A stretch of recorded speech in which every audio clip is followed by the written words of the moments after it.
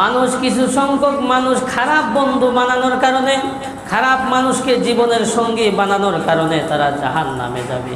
বলে ওই দিন তাদের হাত কামড়াইতে থাকবে আর বলবে, হায় আফসোস, কেন আমরা নবী রাসূলকে অনুসরণ করলাম না, কেন আমরা ভালো মানুষের অনুসরণ করলাম না।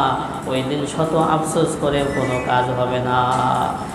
আল্লাহ পাক রব্বুল আলামিন বলেন, ইয়াউমা ইয়া'আযযু যালিমু আলা ইয়াদাইহি ইয়াকুলু ইয়া লাইতানি ইত্তাখাযতু মা'আর রাসূলি সাবিলা ইয়া ওয়াইলাতা লাইতানি লাম আত্তাখিয ফুলানান খলিলা লাকাদ আদাল্লানি আনিস সাবিলি বাদা ইয যিকরি ওয়া কানা শাইতানু লিল ইনসানি খাযুলা।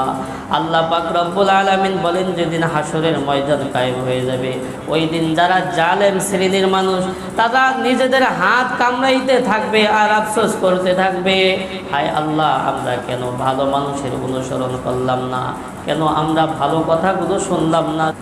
আরো আফসোস করে বলবে, ইয়া ওয়াইলাতা লাইতানি লাম আত্তাখিযু ফুলানান খলিলা, হায় আফসোস, কেন আমরা অমুক লোককে জীবনের সঙ্গী বানাইলাম, বন্ধু বানাইলাম, সে আমাদের কাছে সত্য আসার পরও আমাদেরকে পথভ্রষ্ট করে দিয়েছে।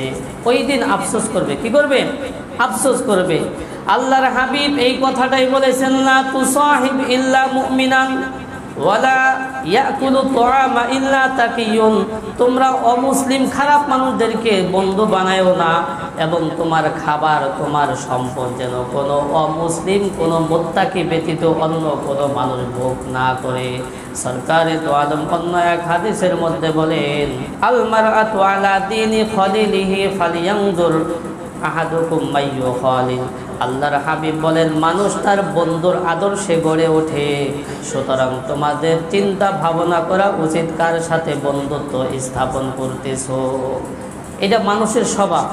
মানুষ যার সাথে যত মিশে তার স্বভাব আখলাক এটা ভিতরে আইসা বলে, ঠিক না?